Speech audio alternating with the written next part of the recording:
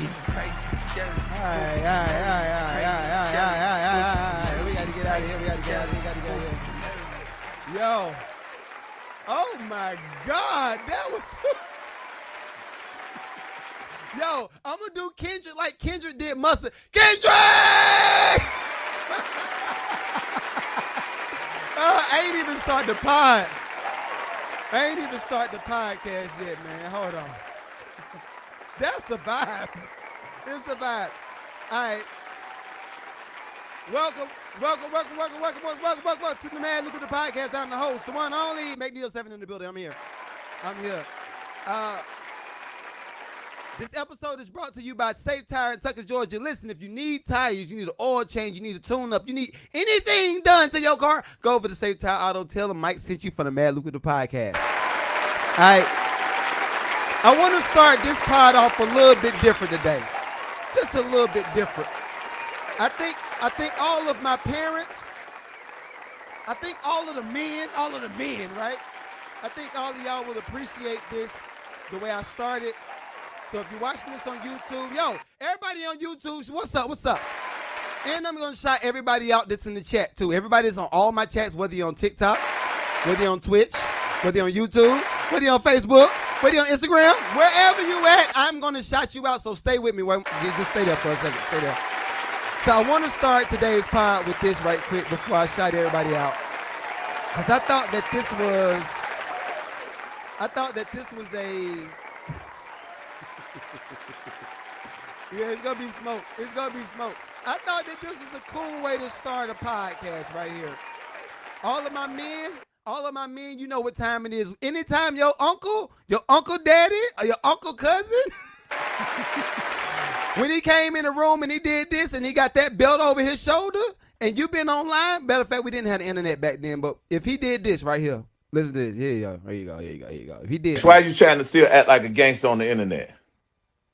You can't lie because I caught you. Why? Because the rappers? Yeah, I'm going to be rapping this on you, right? So we're going to do another gangster rap. No, put your hand down. We're gonna do another gangster rap, except I'm going to be directing it. And we're going to post it on your site. Do you understand that? Do you understand that? Do you understand it? All right, so here we go. Say, I Cream Puff, dash the kid. Cream Puff dash the kid. Is not a gangster. I'm not a gangster. Live in the Cream Puff community. Live in the Cream Puff community. I live in the Cream Puff community. Scared to go to Chicago. I'm scared to go to Chicago. Without Uncle Pops. I'm sorry. I'm sorry. Say it again. I'm sorry. One more time. I'm sorry. Say it again. That's why you trying to still act like a gangster on the internet. I call that good parenting right there. Oh, me. Jesus. Sweet Jesus. All right, let me shout everybody out right quick. Let me see who we got. Yo, what up? Christian Laura, what up? The Real Jazzy Lady, what up? John Loville, what up? Yo, John, did you see? Did I send a video? I'll say that for another time. But John, what up? Army Mac, what up? Crash Brandy, what up? D Marv, what up? And everybody else that comes in, yo, I'm gonna shout y'all out at some point in time. But I wanted to start today's podcast with that clip right there, right? Because I feel like we missing good parents. We need good parents. We need the daddies that was in the house. Hey, boy, I see what you're doing. You do it again, I got you. You do it again. Yo, how many people was scared when you were in school? And you knew if you went home and you got an AW at school, you know you're gonna get another one at the house. Or if somebody took something out of your locker and your folk paid for it, you're gonna get a whipping for them. Like, I feel like we're missing that. We are literally missing that. I feel like a lot of people have gotten soft because we have the buffer of the internet. So you can say whatever you feel like saying on the internet and have no recoursive action. You just keep talking. Yeah, I know so-and-so, he got some music. His music is bums, right? Some people be like, yo, I can't stand the way he look. I can't stand. I feel like if you had the first option, if the first option was to see that person in person, I like that. That was kind of hard. But if you see that person in person, you have you have to face the consequences. Because if you just walk up to somebody in person and you say, "Hey, bro, I hate the way you look," they're gonna be like, "Oh, bet, slap, slap, slap, slap, slap." We missing that. I'm sorry.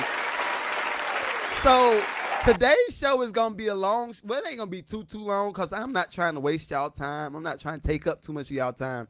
But listen, just like Kendrick said to Mustard, I'm gonna say this to Kendrick. Kendrick! What? Everybody get mad, but somebody got to do it. Oh my God. Yo, everybody that's watching this on playback, if you're watching this on YouTube, I am gonna be doing a live stream of me doing the album review tonight. Well, no, y'all are gonna be watching this next Thursday. So whenever you watch this, go to my Twitch. And you're going to see the full album review. I'm going to do a full album review of the Kendrick Lamar album. But, yo, we got to talk. We definitely going to talk. All right, everybody else that's in the chat, I got to shout y'all out before we do. And look, anybody that was mad at this on YouTube, F you. I mean it. Because, look, the way I am, I like to make sure I appreciate the people while they're in my face.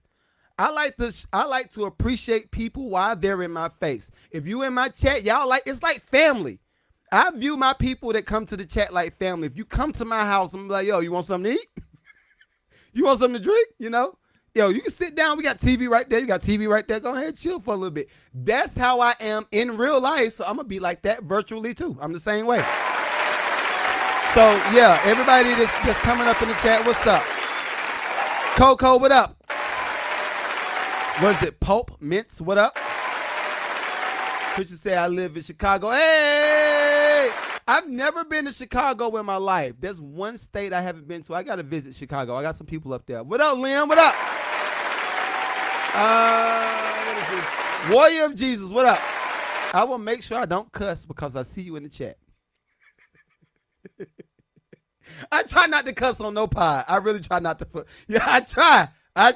Sometimes I fail. Sometimes. Hey, but welcome. Tamika, what's up, girl? What up? Paintbox Labs, what up, big dog? All right, we got to get to it. Let's get to it. So, hopefully everybody's week was amazing. I know my week has been pretty dope. I've had a pretty dope week. I haven't had any issues. Hold up. Jacob Sutton, what up, boy? You must be watching me on YouTube. What's up? Welcome. Yo, if y'all need a down home country white boy, that boy can sing. Jacob sounds like he's like a mix between Marvin Gaye, Al Green, a little bit of Tim McGraw. It's one other person. I just can't think of who it is just yet. But yeah, what up? Pastor Savage, what up? Pastor! Hey, I'm gonna be going around screaming everybody's name like that for the next 3 days. Just let y'all know up front. Just let y'all know. Pastor Savage, I've been listening to Kendrick Lamar's new album, and I'm gonna be screaming everybody's name just like he did DJ Mustard. So, Pastor! Hey, but I have too much fun doing this stuff. I really do. I have too much fun doing this stuff. But I would like to point something out because I think a lot of people were looking at Kendrick. And we're going to address the Kendrick and Wayne thing. I'm going to elaborate a little bit more when I go live on Twitch. But we're going to talk about this. Do y'all remember? Y'all can probably go back 3 episodes. This is episode 174. So maybe go back to like 170, something like that, right? But whenever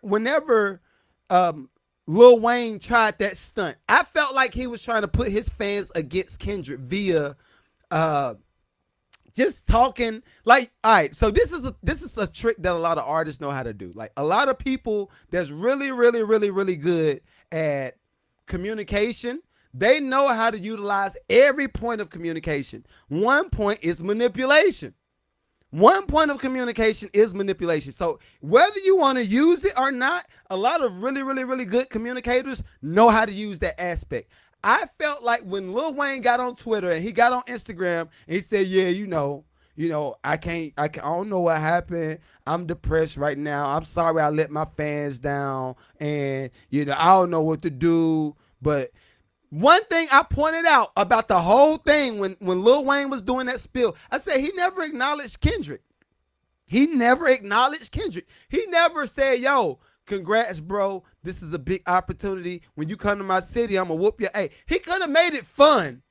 He could have made it a comedic. He could have made it a comedic call to action, but he didn't. He did not. What he did, he tried to pin the fans up against Kendrick by saying this: "I'm sorry I let y'all down. I guess I wasn't good enough. Unfortunately, I won't be able to perform in my city. This is something I've always wanted to do, and I'm just sorry that I let my fans down." I was like, "Yo, that's the biggest crock of woo!" It was a crock of BS. It was, because what he should have done, and I said the same thing then. I said he should have went live, or he should have talked about it from the standpoint of, "Yo, I've been doing all of this stuff that I could do to get ready and prepare for the Super Bowl. Unfortunately, I was not prepared for the Super Bowl this year, maybe next year. But this year, we're going to see Kendrick. Boy, when you come to my city, make sure you kill it. I'm going to be in the stands looking, rooting you on."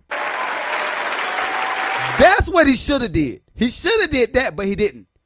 He tried to manipulate the audience into thinking, feeling sorry for him. Again, really good communicators know how to use both aspects. You know how to use the aspect of gratification, where you get people to say, "All right, you the ish, you this, you the goat, you know how to do that. You know how to make people feel sorry for you. You know how to make, it's a lot of different components." But anyway, guess what? Kendra said, "All right, I got you." I told y'all, stop playing with creative people. You can't play with a creative person. When it's somebody, hold up, what up, George Crawford, what up? That's family right there. That's family right there. But one thing I kept telling people, I said, you cannot play with a creative person.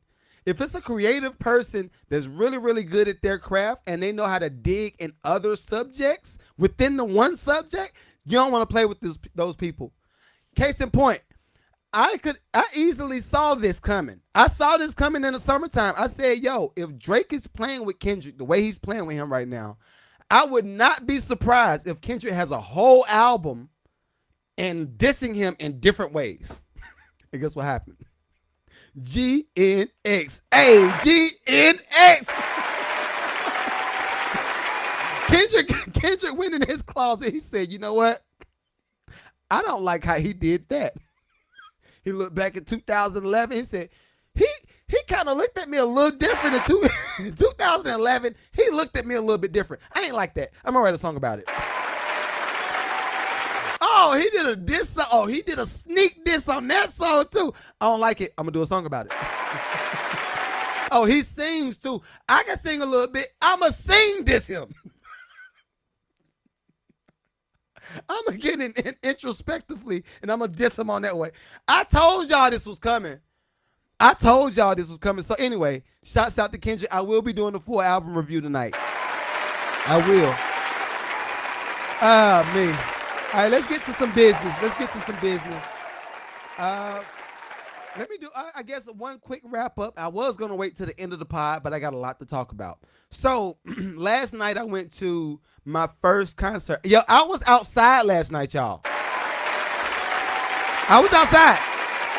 Everybody that knows me, y'all should be proud of me because I do not go outside. I like to stay at the house.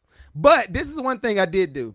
I had a poll going on in my stories on Instagram. I asked people, I said, a lot of the people that responded to me doing a 24-hour feed, I said, if y'all want me to do another 24-hour feed where I'm posting in my stories, this is when I start my day. This when I'm at work. This when I'm working on music, all that stuff. I said, if you want me to do that, I'm willing to do another 24-hour day run where you follow what I'm doing. So I started that. What's today? That was Thursday into Friday. So I was posting my story. I think my day started like 4:50, something like that. And when I do a 24-hour feed, actually, if you are a content creator, I think all of y'all should do this. I think all of y'all should do this. So this might be a little gem for somebody. But if you're a content creator, I think you should do a 24-hour feed where people are following what you got going on, kind of like Casanat. But if you are even if you feel like you got the most basic job in the world and you're like a regular 9-to-5er, record this stuff and have it documented. All right, that's one thing. I'm gonna tell you why. A lot of people see me doing the podcast, they see the clips, they see me produce music, but they don't know anything about the other aspects of my life, whether it comes to my family, my kids, my wife, or whether it comes to my 9-to-5, because I just went back to the 9-to-5, or whether it comes to commuting time or dealing with real estate or any of that stuff. Most people don't see that part of my life because I'm like, yo, there's no reason, there's no need for me to show that part of my life because y'all followed me for music. Y'all followed me for music. But what happens is this. When you create content for 24 hours and you're showing people everything or as much as possible, maybe not everything. Some of y'all nasty. But if you create all of this content in 24 hours and you start posting it in little spurts. I do mine in my stories on IG. Y'all could do y'all's on your wall as a reel. You could do a full live and just keep restarting your live throughout the day. However you want to do it, that's on you. But what you do is you post for 24 hours. 24 hours, you're going, right? And you're showing people, I got up at this time. I brushed my teeth. I made my breakfast. I clocked in at my job at this time. This is what I do at work. These are some of my coworkers, if they want to be on camera. This is what I do after I get off work. This is my commute home. This is the art that I do. This is my side hustle that I record. All of this stuff. For one, it's documentation for you to go back, and when you start to progress and you get better and better, you have that to go back to, and you say, yo, this is what I was doing 2 years ago. And hopefully by that time you're millions up and you're making the big bag and you got the big house and you got the color. And if you don't, that's just something that I want. But you got all of this content of you doing the thing that you've been doing. All of the things that built you up to get to where you are, you have footage of that documented, right? Now, what's going to happen is all of the people that started to follow you for one piece of content, i.e. like me, a lot of people follow me for the beat making.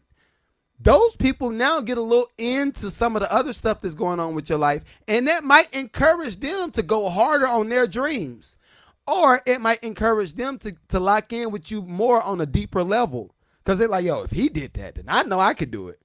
And this is one thing. Let's do this. I'm gonna say this. Everybody's competitive. So if you think that ain't nobody in your circle competitive, everybody is competitive to a certain extent, right? This might encourage the person that feels like they're not enough to get to where they want to get to. You encourage them to start. And that's what I like. I like for content to serve as a tool for people. I don't like for people just to create content just to be creating it. That's why those girls get on my nerves so bad. I ain't talking about the OnlyFans girl. All the OnlyFans girls, that's on you. I ain't got nothing to do with that. But all of the girls that be on TikTok, they be like, was ASMR, ASAR, whatever it is. Y'all know what I'm talking about. The girls that be chewing and eating in the camera, and then like even a little Chinese lady that eat like 1,000 hot dogs. Like, I hate those pieces of content because those pieces of content just waste time. It's just a time waster. It's like, I may as well just watch this for the time being. I'm going to just watch this. All right, cool. So anyway, start to create your 24-hour feed. I promise you, thank me later. It's going to not only encourage them, it's going to encourage you to do more. I'm telling you, it works every time. And when you do it, what's going to happen is it's going to make you hold yourself accountable to all of the stuff that you said that you were going to do. All the stuff you said you were going to do is going to make you hold yourself accountable. Just because you see it on a stream, you see it on a live feed, you see it going back and forth, you're going to be like, yo, that's what I look like? When I talk to them, oh, that's why they look mad at me. Oh, I need to change that about myself. All of that stuff is good information to have to make yourself better. That's going to make you better. Oh, everybody on Instagram, my bad. Folks just been coming through on Instagram, my bad, y'all, my bad. Howard, what up, big dog? H310, what up? Dax Flow Kid, what up? Pooter, what up? Nick, what up?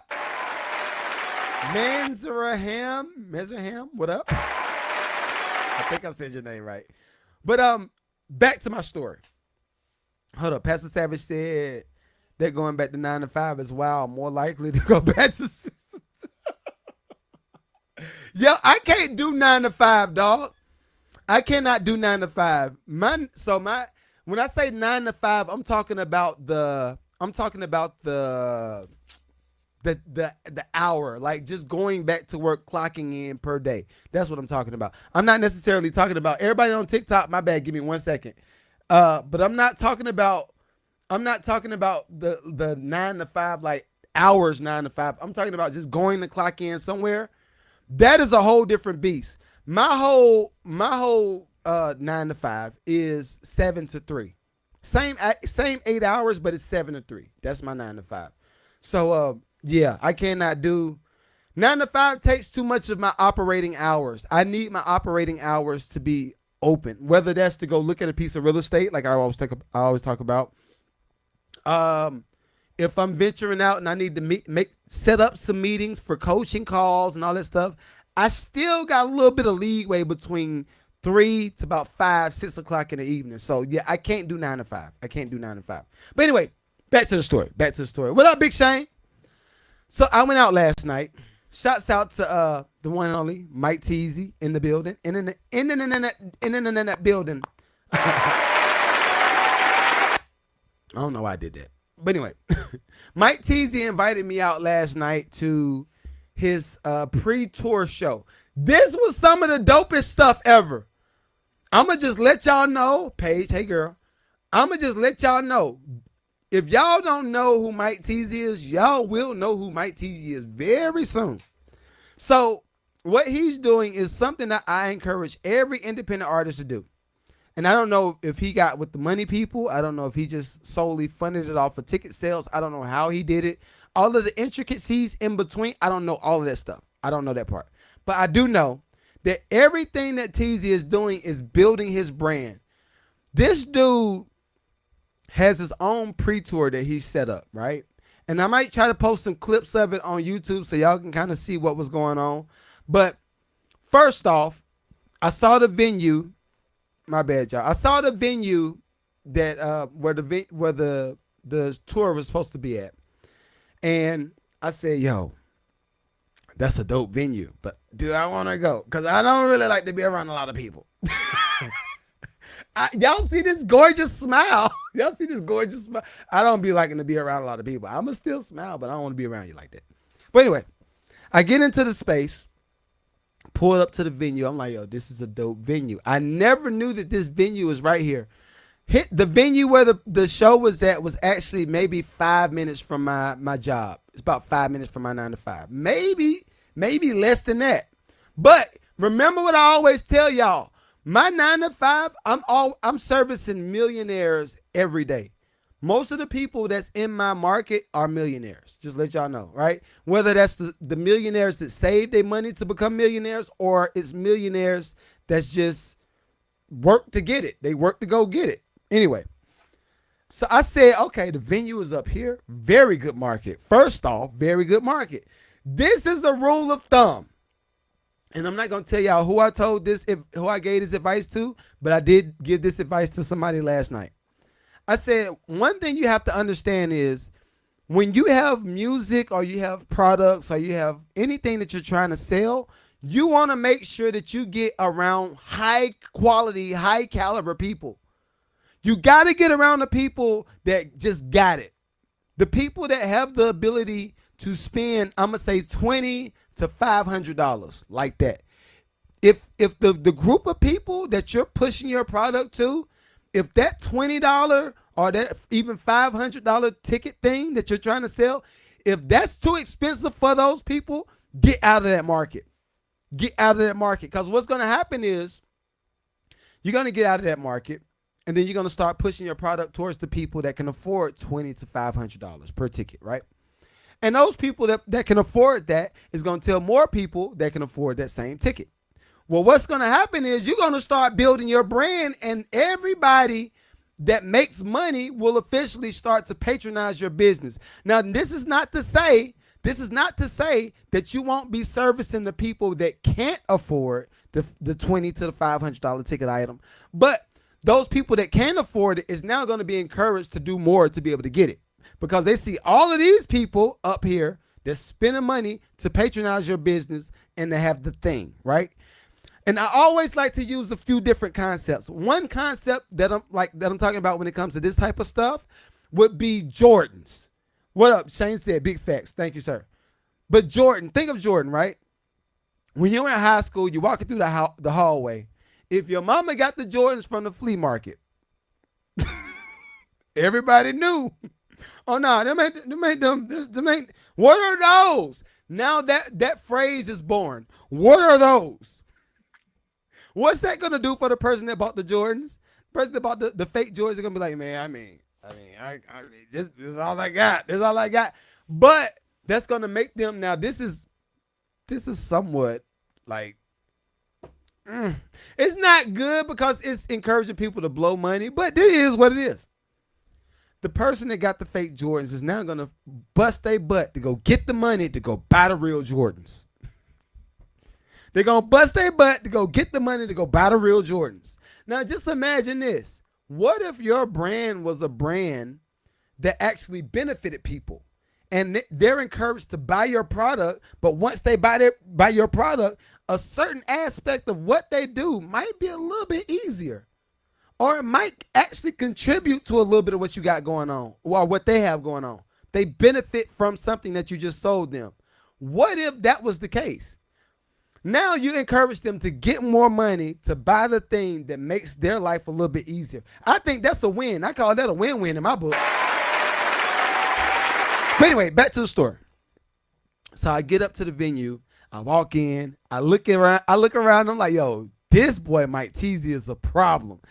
He had vendor tables. I didn't know. Mike, I don't know how much you charge the vendors, but we need to talk. I don't know how much you charge them, but we need to talk. But he had the vendor table, people that bought vending spaces to come to the show. And it was really cool. Everybody's energy was great. Ain't nobody give me the side eye, like, you know how a lot of people like to stereotype black women? I ain't see none of that. All of the stuff that y'all like to do on the internet, and they be like, yo, these black women, I can't stand these black women. They don't know, women don't want to talk. I ain't experienced none of that energy. The energy, high vibrations. Everybody was on the same page. Everybody was in an encouraging space. Everybody was it was good vibes. It was really good vibes. So I check in.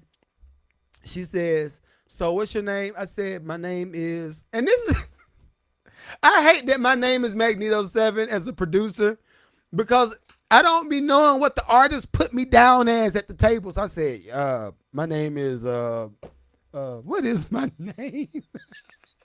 I said, you can look up Mike. She said, I don't see Mike. I said, okay, look up Magneto 7. She said, say what? I said, look up Magneto 7. I tried to say it quick. Look up Magneto 7. She said, what? I said, Magneto 7, like the X-Men. She said, oh, okay. I said, but put a D on the end. So she looked it up. She said, okay, here you are. You have a VIP pass. So she gave me the VIP pass. I was like, I appreciate it. So I ain't gonna front. That was an embarrassing moment. So I keep walking. I get my little badge, got the little neck thing, and I walk towards the space. This is a big concert hall. And this boy Mike got the branding on deck. He got the Harvest Land tour, pre-tour thing. Got the pictures up here. Stage fire. Got the DJ right here. You got the drummers right here. Fire. Presentation on 10,000. He won. He won that in my book. Right? And I'm sorry if I'm slow walking this, but I got points to prove in between this story. So just stick with me. So I'm looking. I'm starting to hear some of the opening acts. And I'm like, okay, they're dope. I'm starting to look them up, because everybody that was the opening act had the little barcode thing. Artists, all of my old school artists, if you're an old school artist, everybody got to step it up. Y'all got to step it up. I was turned on to so much game just from looking at these youngins and how they operate. Everything was on excellence. Everything was just superb, like just organization. Amazing. So everybody had a little scan code up on the I guess Jumbotron. And yo, if you like the music that you hear right now, scan the code, come follow me, come rock with me. Everybody had communities. Something else that I always preach. Every musician that was up on that stage had a community. Scan the barcode, you get the music, download the music, and you can join my community. It's a text feed where I can text you, let you know my upcoming dates. I got tours coming up on this city. I got this merch. I got this fire. Everybody, every musician that was at Mike Teezy's show last night, superb. But anyway, I did notice some things. I took some notes. And this is for all of my, especially for all of my new artists. Hear me and hear me clear. Hear me well and hear me clear. Y'all got to step up y'all writing. That's what I noticed. All of y'all got to step up y'all writing. I always preach it on the podcast, but I never get a chance to see it in person, like see it happening in person. Y'all got to step it up. What I noticed while I was at that venue, listening to a lot of the artists perform, all of them had these 1 to 2 minute songs, or 1 minute 30-second to 2 minute, not even a 3-minute song. And I'm like, yo, everybody is going off of the Instagram era. Everybody just wants the quick hit. So now as a listener and as an audience member that's enjoying your music, I don't even got time to listen to your full song because your full song is just 1 minute. So you up on stage for 5 minutes. Think about it like this. Let me see. I'm gonna read that in a second. Now you up on stage and everybody's enjoying the song. We bopping like, oh. I look at buddy over there like, yeah, that's hard. I look at the old girl over here. She's like, oh, this is one of my favorite songs. Everybody's singing along. Now the song is over in 1 minute and 30 seconds. You have no reprise. You have no bridge. You have no second verse. You just did a hook and one verse and music. Y'all got to step it up. All y'all new independent artists, listen to Y'all got to step this up. I'm telling you something that's going to save your life. I'm telling you, because this is what's happening. Think of, let me see, what was the last expensive show I went to? Usher. Usher was the last expensive show I paid for and went to. That boy Usher was on stage for about an hour and a half. Smack after smack after smack. Interlude. You got the bridge to the song. You might cut one song, then you go to the next song because it blends in subject matter. It's so many options when you produce full songs, produce full records. You got other options to pick from, even with creating your stage show. Now, when it comes to the live feed, and you got people that's wanting to stream the song, or they you know how all the youngins got the phones held up and they're looking at the stage. When it comes to those people, they're gonna keep starting and stopping, because your song is 1 minute and 30 seconds. Yo, I'm gonna be creating something to help y'all out too. Let me see. What is this? Mr. Hats the Fuzz. What's up? Mr. Hats the Fuzz. What up on TikTok? He says you're doing music reviews from the West Coast. Nah. I'm going to do a music review on Twitch. I'm doing a music review on Twitch tonight. But it's going to be Kendrick. I used to do music reviews for independent artists on Mondays. But what I started doing, because I'm big on value. I'm real big on value and time. If I feel like I'm doing something that's wasting my time, I'm going to stop doing it. I don't believe in wasting my time. If the life expectancy rate is 73 and I'm 41, I'm over halfway there.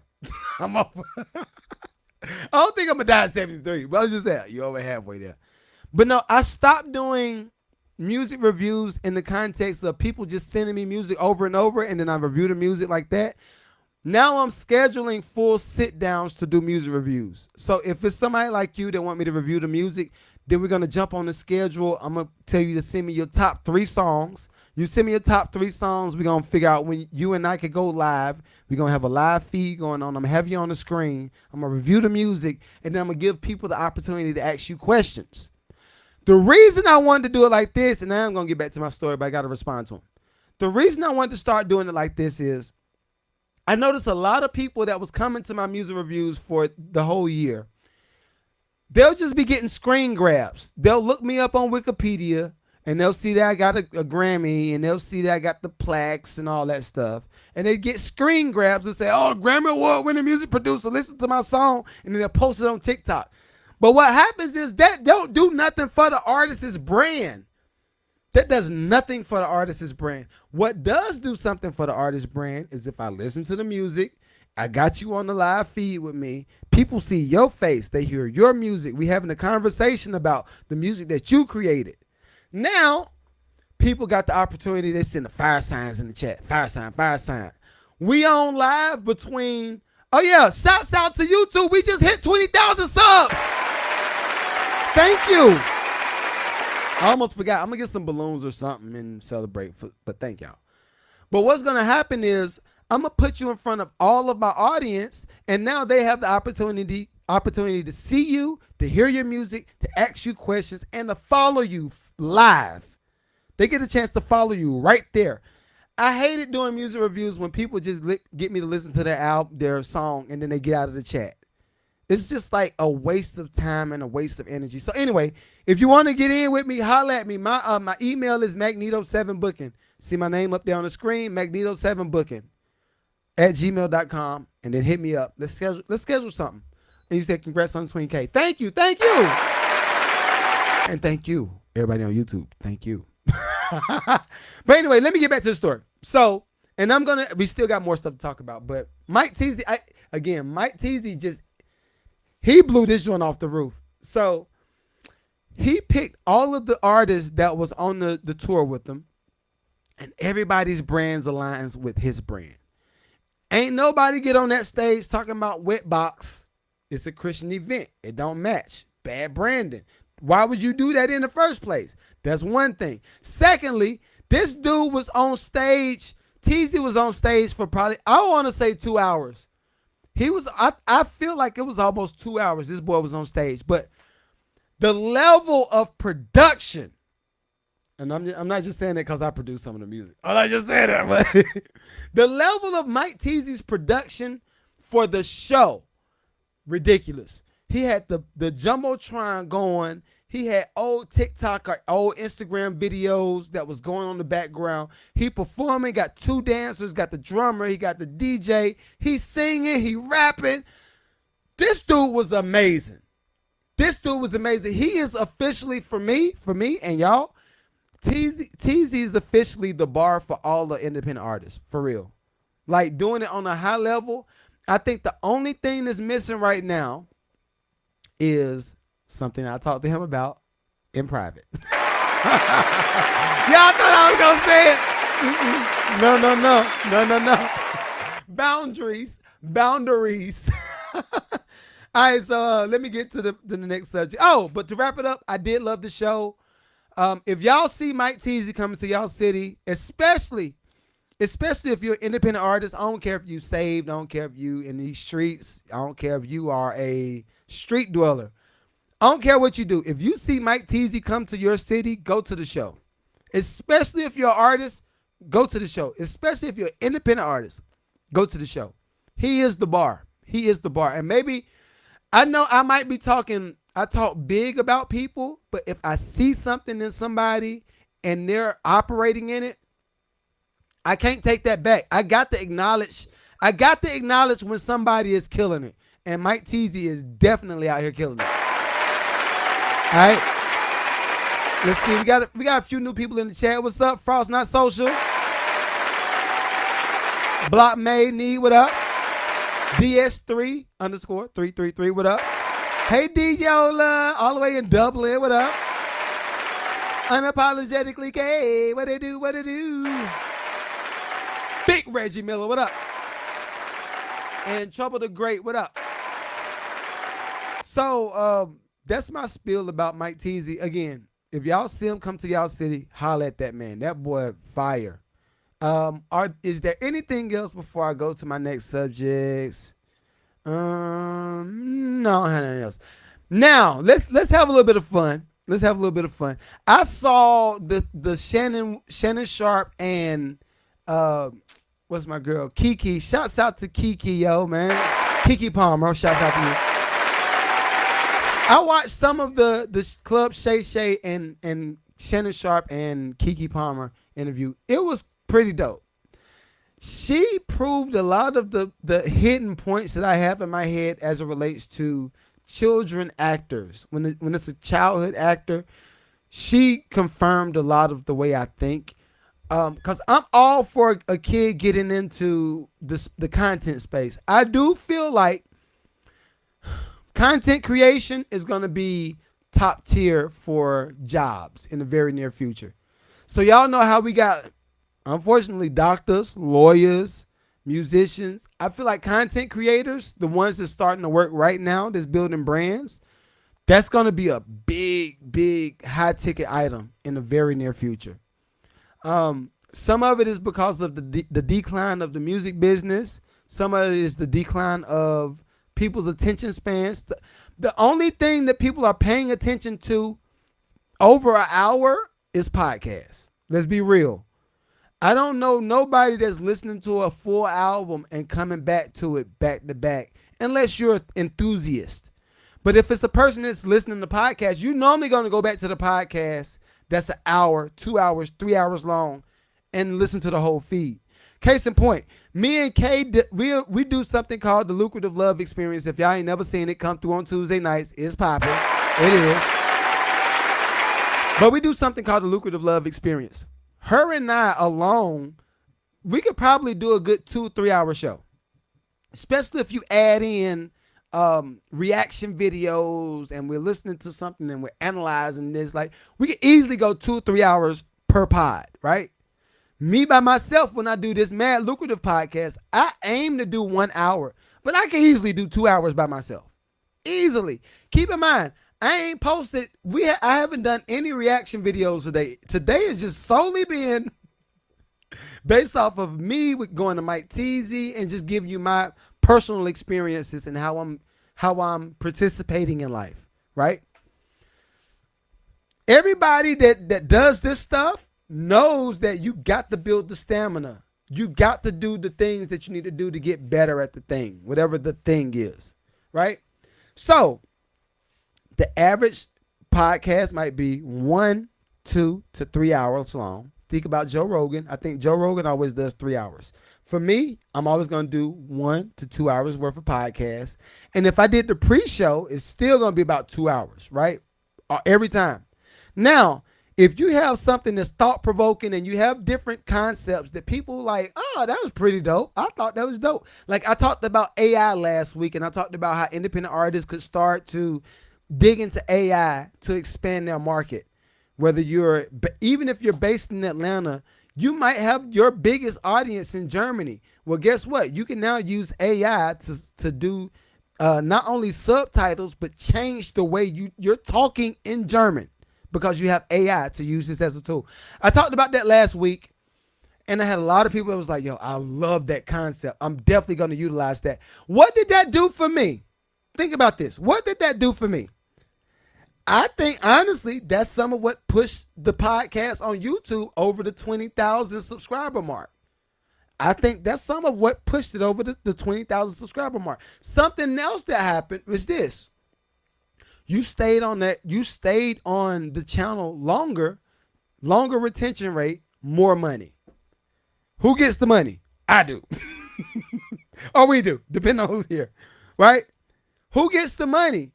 I'll get the money because now I've boosted the retention rate. Not boost from the standpoint of purchasing followers, purchasing views. No, don't purchase it. Only thing you need to be purchasing is equipment to get a better piece of content out. And this is something else. Shouts out to this lady named Miss Marilyn. What up, Miss Marilyn? What up? What's the lady I work with? She's an older lady. I don't know what. She's older. Just say that. But I was talking to her earlier this week, and I was like, "Yo, what you're doing right now, a lot of people could benefit from, but you've created this limitation because of your age. You've created this limitation because your age. You think you're too old to do so and so." And then I gave her all of the options. I said, "Yo, have you thought about Colonel Sanders? Although I think he stole them joints. He stole them. He stole the joints for them flat. Yo." If black folk were cooking chicken and watermelon back in the day, he would have stole that too. But anyway, let's just say he didn't steal it. Let's just say he didn't steal it. He started KFC old. You think about Morgan Freeman, his acting career didn't start till an older age. You thought about Quincy Jones, and that was encouraging for me. I think Quincy Jones didn't do, Off the Wall or any of the Michael Jackson, Thriller, one of them albums. Quincy Jones didn't do that joint till in his 40s. So I feel like all of this stuff should be encouraging words to tell people, yo, you're not done until you're dead. If you're still alive and you have the ability to wake up every day and give it another shot and to get a little bit better and to get a little bit better, yo, just start. And that's what I was telling her. I said, everything that you're saying right now sounds like you've created a limitation that you believe in. Nobody else created that limitation but you. So she's looking at it. She's on her desk. She had her desk looking like this. You got a real good point. I said, I know. I said, this is what I do. This is what I do. She said, you got a real good point. I said, no, because what's happening is all of the bums, let's be real. And Kay and I reviewed this guy, and I'm not going to say his name because I don't believe in promoting people that I don't believe in. But it's this guy that has a really big following, right? And he has all of these obscene views as it relates to women. And, he's one of those grifters. If a woman ain't a real woman, if she ain't cooking and cleaning, she need to be doing. All of that stuff is like, all right, yeah. Some stuff is a given to me. Some stuff is a given. Everybody should pull their own weight. Everybody should have something to do. But this dude has built his platform based off of just downplaying women and downplaying their significance and just saying all of this crazy stuff about women. I said, what's happening is, and I was talking to Miss Marilyn, I said, what's happening is people like that's building audiences, and their audiences are starting to they're getting big, it's growing. 200,000, 500,000, 1 million people are following these platforms that have no value, and it's tearing families apart, and it's tearing up the way people view life. I said, we need people like you to offset those people. We need people like you to offset those people. That's why I took pride. Now, granted, I'm a producer.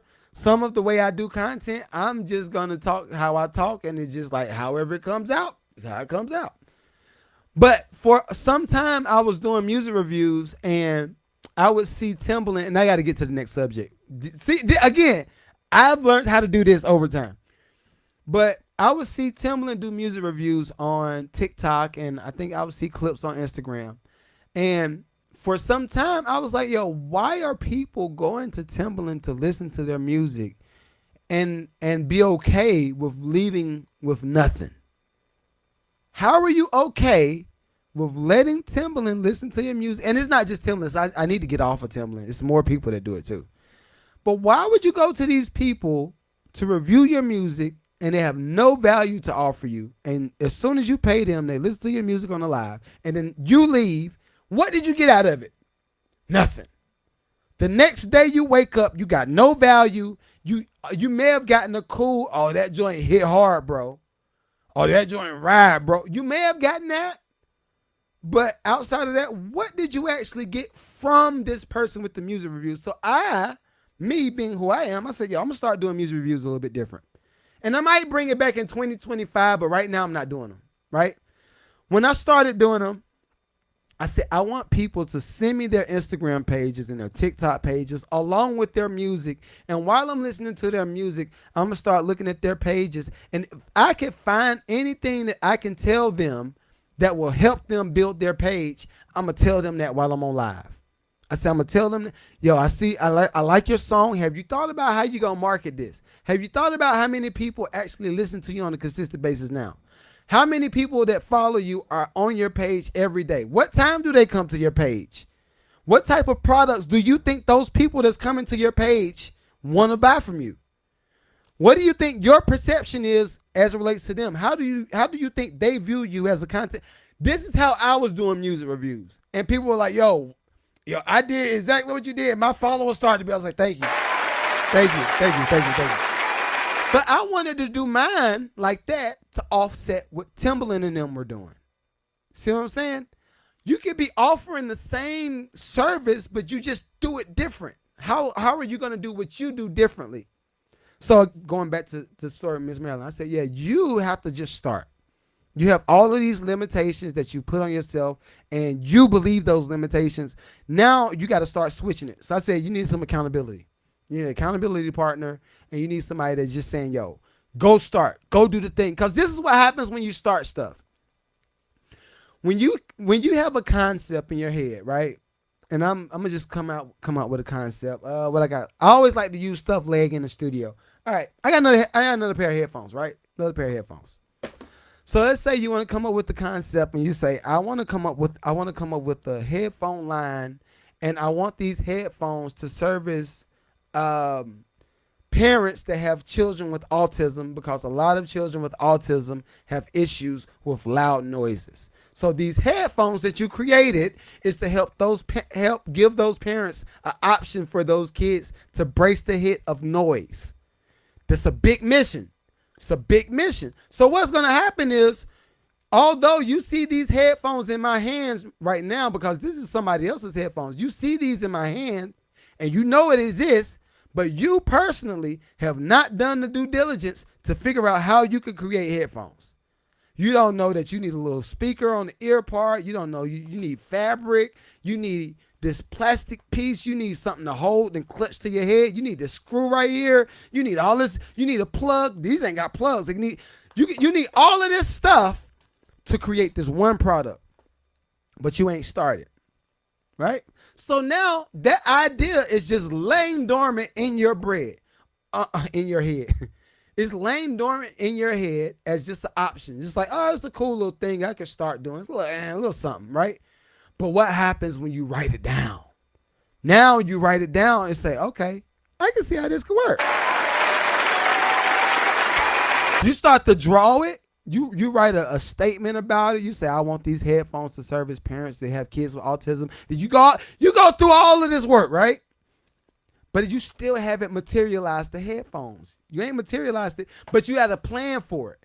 You wrote the plan down. So now you got the plan. You say, okay, based off of this, I need to do this, this, and this. Oh, everybody that's on Instagram, y'all about to time out.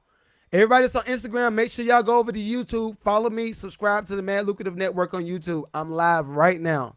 This feed that y'all watching on Instagram, I'm live right now. Go over there and follow it, because y'all about to get timed out in like 8 minutes. All right, so back to my story. You got the headphones. You wrote it down. You wrote it down on paper. You done drew it. Now it's still just an idea that's on paper. But that's one thing.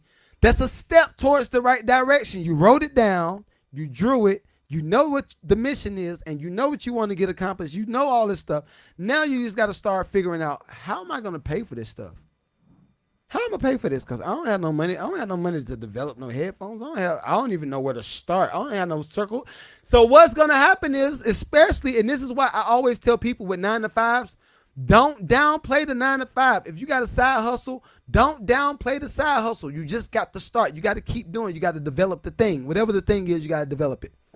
So let's say you got a 9 to 5, and that 9 to 5 might allow you to have an extra $100 per month, $25 a week. It might allow you to have an extra $25 a week. Well, now you got the idea for the headphones. You wrote the idea down. You drew it. Now you got something that you want to work with, but you ain't got the money. That extra $100 that you would have at the end of the month, start putting that towards the headphone concept.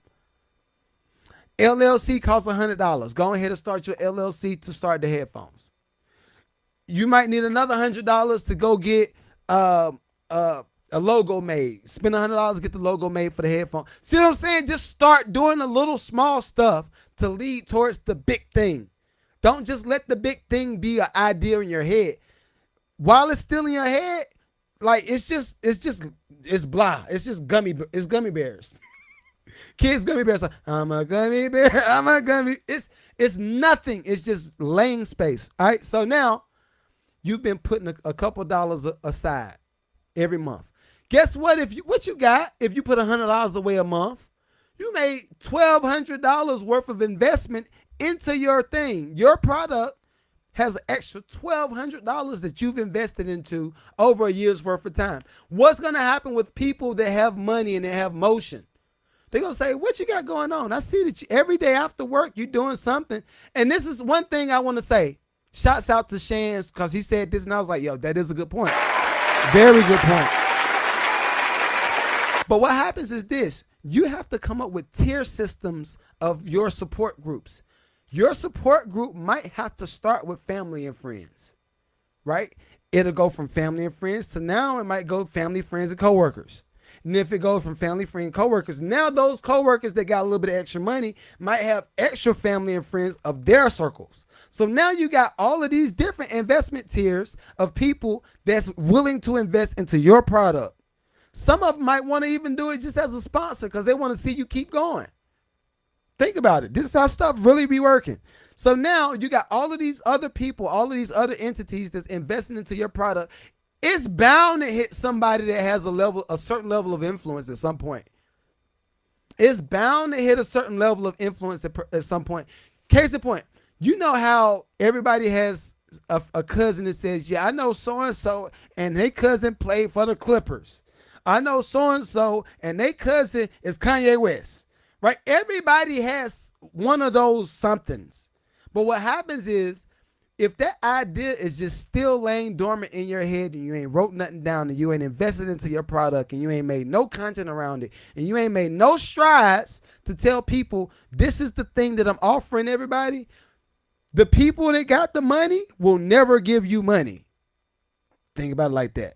The people that got money is never going to give you money, especially if you ain't got no motion. If you haven't done your due diligence, they're never going to give you no money. Right? And I'm approaching my hour. I'm about to have to wrap it up. I'm not able to get to. I wanted to get to Cat Williams, but I think this is a little bit more important, especially since we're about to touch. Thank you for the follows. But especially since we're about to touch 2025, I want to make sure I have enough of these conversations and encourage the people to initiate the start. You got to start. If you don't start, it's nothing. You have nothing to work with. So what's going to happen is, say you start, you got all these things going. Now you're 2-3 years in. You done invested, what's that? 12 times 12, 24. You're $3,600 into your investment. And that's not to count if you had a little bit of extra money from taxes. You may have had a little bit of extra money from taxes, but guess what?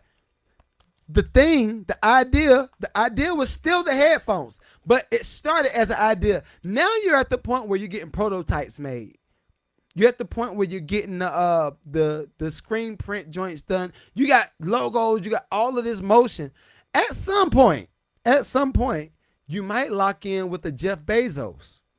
You might lock in with the Elon Musk. Now, what happens is this, and this is the stuff that gets me excited. This is stuff that gets me excited every time. You may have come up with the headphone idea to service parents that have children with autism, but now Elon Musk see your initiative. He says, look, I want to offer those headphones in all of my Tesla trucks.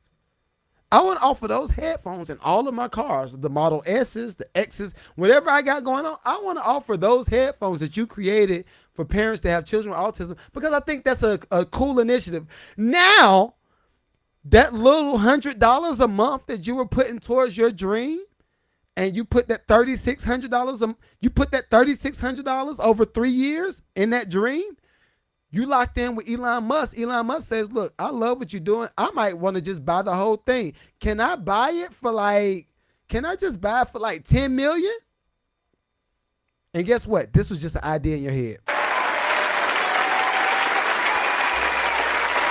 It was just an idea. But I think what's been happening is a lot of people get caught up on social media and they look at what everybody else got going on and they don't start digging deep and saying, okay, what type of purpose do I have? What do I want to do? What do I want to offer people? Everybody's just caught up on looking at everybody else's life. I want to be one of the encouragers and say, look, start. Just start. Now, do I know everything? No. Do I know a lot? Yes, I know a lot. I know a whole lot. Have I failed a lot? Yes, I've failed a whole lot. But guess what? Through all of my failures, I still had to figure out where does the new start come? Where does the new start come in? Because I think that's another aspect. Everybody on Instagram, I'm sorry, y'all just timed out. I told y'all to go follow me on YouTube. Go follow me on YouTube, and I'm telling you. But this is what happens. That failure that comes up in between you trying to work your plan is actually going to build character. Those are the stories that you are able to tell when you reach the TED Talks and you're talking in front of 10,000 people at one time. Those stories that you're having right now are the stories that's going to be why people like you. Honestly, I feel like all 47,000 people that follow me on Instagram and all 20,000 people that follow me on YouTube, they're only following me because a certain amount of what I do, they can identify with. They see a part of me. They see a part of their story within what I got going on. When I've talked about, and I'm not a big person that believes in reliving trauma. So I want to make sure I put emphasis on that before I say what I'm about to say. I don't believe in reliving trauma, rehashing it out, keep talking about it. That's why I'm partial when it comes to the slavery talks. Cause I'm like, yo, I know that's what that is, but where we are now, we got to build on what they did. They did that, so we don't have to do that. We have to keep building on stuff. But I think a lot of people that listen to my content or they like to see me produce music or whatever, however you found me, the reason, being bald, that's a good one. I take that. Yeah. A lot of us can identify with each other. So what happens is I'm just one of the people that started to create content around it. I'm just one of the people that's become okay with talking about my failures. Listen, I think that's the beauty in growing up as a fat kid. And I say it over and over. That's the beauty in growing up as a fat kid. It builds tough skin. It makes you disregard a lot of the stuff that was supposed to hit hard. You be like, they didn't do nothing. They ain't land the way you thought it was gonna land. Being a fat kid makes you build real tough skin. Let me see. If y'all got any questions before we start wrapping up, let me know. Let me see. DJ, what is this? DJ double ROI or ORO. I'm gonna just say return on investment. What up? Miss Black, thank you for following me, lady. Thank you. If we got any business questions before we start wrapping up, let me know. I did have a few other notes, and this is more so for my 9-to-5ers and all of my people that have a job that you have to clock in or actually or answer to somebody. This is for y'all, right? Shouts out to a guy named Storm Leroy. Y'all go follow him. His name is Storm Leroy. Fire. But his whole brand is the 9-to-5 millionaire. That's his whole brand. So some of what I'm about to say, I'm pulling from what he does, and I'm showing y'all how I apply it to me. But just hear me out for a second. And this is to encourage y'all going into 2025. Some things and some concepts that I think I want y'all to just hone in on. Right? All my 9-to-5ers. The first thing I want to let y'all know is your 9-to-5 is really your first investor. Just like I talked about the person that wanted to come up with the headphone line and they put $100 a month aside for the business and all that stuff. If you got a 9-to-5, that $100 that you're putting aside per month is coming from that job. Now ain't the time to quit. Now is not the time to quit the job. The job is the first investor. Because guess what? That's going to help you build the leverage. That's going to help you build the leverage that you need to now attract the real money, the millionaires and the billionaires. That's going to be Storm Leroy, the employed millionaire. My bad. His brand is the employed millionaire. All right. But that job is your first investor. I don't want you to go into your job and mishandle it and you go like, I can't stand these folk in here. I got to see your black ass another year. I got to see they need to pay me more money. I need to work more hours. God, they're killing my overtime. You see how that, when you go into a situation and all of your energy is negative like that, how do you actually feel like you're going to perceive the job? You're going to go to your job hating the job. You're going to be like, I can't believe I'm in here one more day. Let me put my headphones on. I got to do this call center job. When you go into anything like that, just think about it. Every time you've gone into anything with that type of posturing, what did that land you? It made you more stressed out. It made you hate everybody around you. It made you want to quit every day. It made you dread waking up in the morning. It made you hate stuff, right? Versus if you start to change over and you say, look, this job is mine. Listen, I'm going to this job because they investing into my dream. This job is an invest. Listen, I had an idea, and this for my ladies. I had an idea to do like a makeup line, and I was just like, I just want to do this. Guess what? That job is going to afford you the ability to start the makeup line. That's the first investor. Why would you downplay the significance of the job if it's the first investor? That's one. All right. Two, all of the people that work at that job with you, a lot of them are they're not going to hear my content. They're not going to be open to the change of perceiving things differently. They're not going to be open to it. So guess what? A lot of those people are miserable. They literally hate going to that job every day. And guess what? I want you to not allow their point of view. Don't allow their point of view to change the way you view things or this new way that you start to view things. You got to view it in such a way where it's like, yo, I'm elevating this because I know this is going to get me to this. A, B, C, D, E, F, G, all the way to the Z. All of that, right? Don't let them influence your perception. When you have the change started, start the change, initiate the change, live in the change, and build on the change. Don't let these folk come back. So this is a story. Now I'm gonna go to my next point. But this is something that happened about 2 days ago. So I'm at the job, and keep in mind, I told everybody, my community know I went back to my job primarily for the insurance. We got to have insurance, especially at 40, and I got kids. You got to have insurance, good insurance. But anyway, so I'm clocking in, and the way I'm here with y'all, I'm smiling, I'm giving good energy, good vibes. I'm that all the time. Well, most of the time, I'm that. So I clock in this one morning, and I see all of the other, like the laborers and like the crew people. I see all of them, and they looking at me like, why did you come back? You were gone. Why did you come back? You came back to rub your money in my face. I said, first off, I don't know who told you I had the money. First off. Secondly, I was like, what's wrong with the job, man? I was like, this is a good job. What's the deal? I'm just saying, if you got all the other stuff going on, I wouldn't have came back. And if I were a weak person that allowed other people's point of view to dictate the way I move in life, I'd be screwed. I would be screwed. So what I politely told him, I said, look, man, I said, what y'all have to understand is there's a purpose for everything that we do. This job holds a certain position in everybody's life. I respect it. And I walked out. It messed them up. They're like,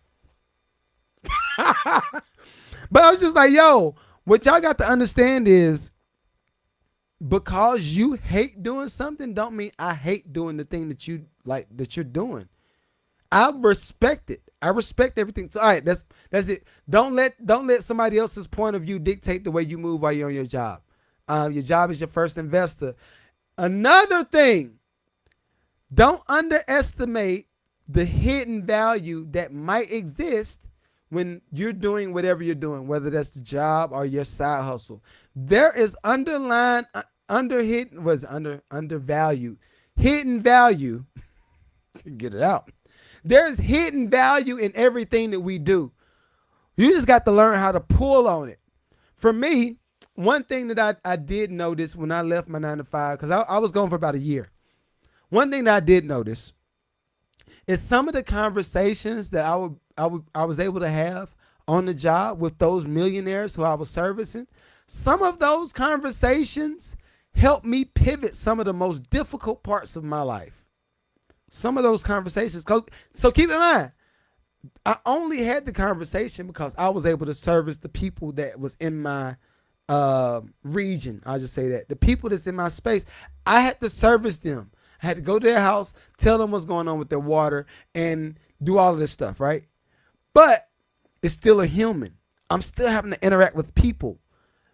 So when you have to interact with people and you want to connect with people, you ask them about themselves.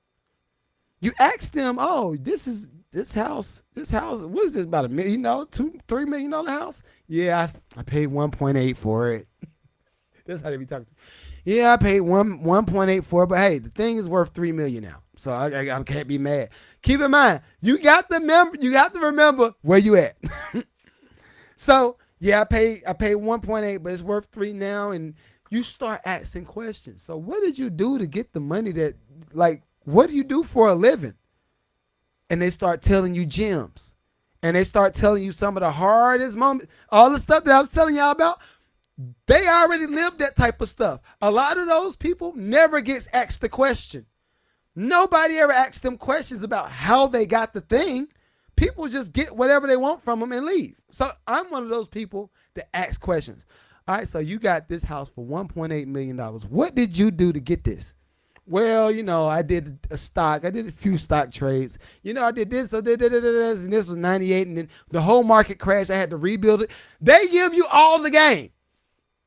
They will literally give you all the game. That is the hidden value that might exist in your job. Just connecting with people. So now I got some pure education, pure game on stock trading from this person that's been trading stock for 30 years that bought the house for 1.8 million. Or I might get some game on how to start a vending business because I had to service one of those people's houses before. One guy said, yeah, me and my family started this vending business back in 2002. And keep in mind, this is pre-internet. This is before people started posting it online and saying, oh, yeah, you want to make some money, go start your vending business. This is before all that stuff. These people that I'm talking to started this way before that. So I talked to one guy started a vending business. He said, yeah, I started a vending business. Me and my wife, we bought one at a time. I was doing what? What do you think he did to get that first vending? The first machine. What do you think he did to get the first machine to start the vending business? He used the money from the job. He used the money from his 9 to 5 to get the first vending machine. I'm telling y'all, these stories exist over and over and over and over. So that one particular guy that started the vending business, I think he said they started in 2002. He leveled that business up to the point where they were making, I think he was saying $200,000 a month from vending machines. And he gave me all the game. I didn't have to go to a YouTube video to find how to get the vending machine started. I talked to the people that started the business that's living off of the business. Hidden value. That's the hidden value that might exist at your 9 to 5. What that's going to require, and I love it, but what that's going to require is for all of y'all to get off your freaking phone and talk to people. Get off the phone and start talking to people. The more you talk to people, the more you learn. The more you learn, the more you can start to put into your day-to-day plan, whether that's your actions, whether that's a business plan, whatever it is, you're learning this stuff from people, right? Got a few other things. Never underestimate compounded interest. Never underestimate compounded interest. I'm thinking about money. Never underestimate compounded experience. Never underestimate compounded experience. What that means is this. If you were a person that was stupid with money and you figured out how to get a little bit more money, you got a little bit of it back, now you start to incorporate that experience into, all right, I know what I did to lose it that time. I don't need to do that again. The more you don't do that thing again, the more you can start saving, the more you start making money, the better decisions you start to make because you have those compounded experiences. If you're a person that's bad with building relationships with people and you say, I don't really like to talk to people. I don't really like to call nobody. I don't even want to look at you in the face. I don't want to text you. If you're one of those people and you say, all right, every day I am going to text one person that I'm not really familiar with and check in with them just to see how they're doing and just start to create a better relationship.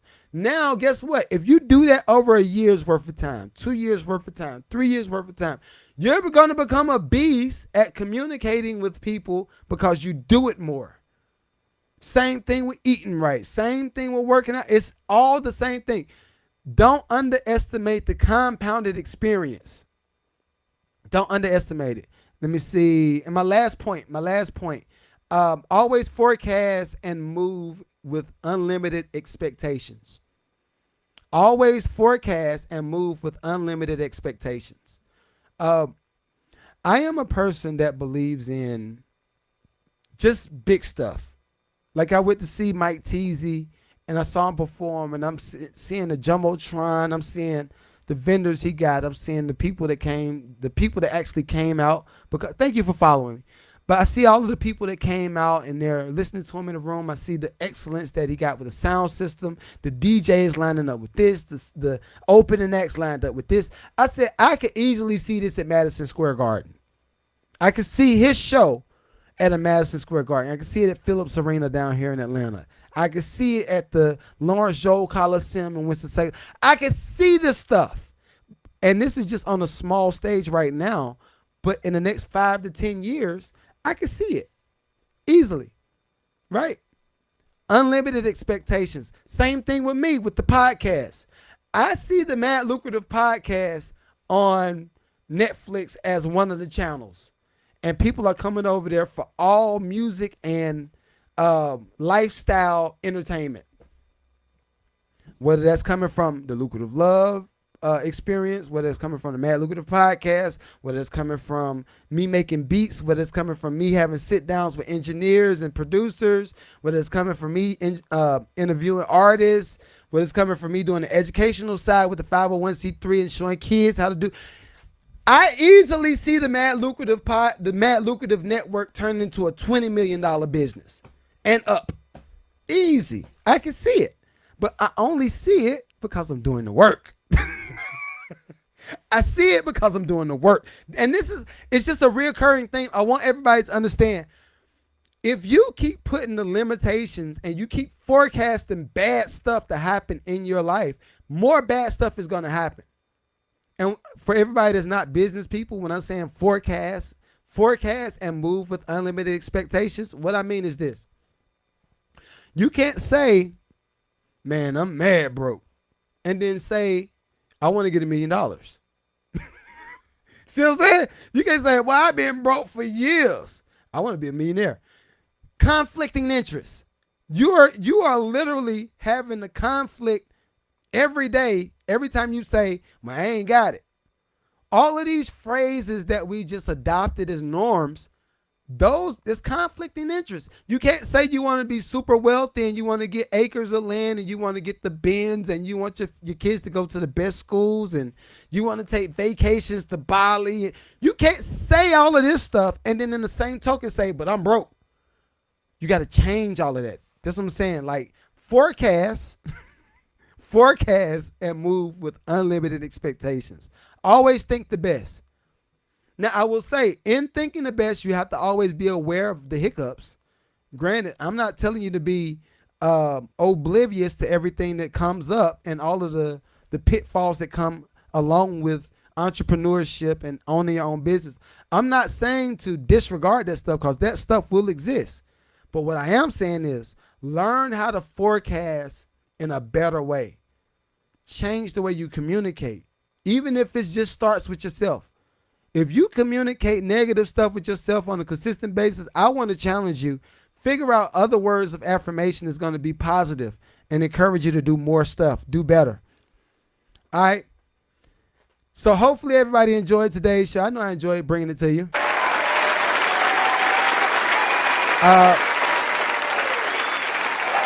And I guess next week we could go ahead and dig in on a little bit more of the Shannon Sharp and Kiki. And then I also want to dig in on the Cat Williams studio purchase, because he's doing it again. He's doing it again.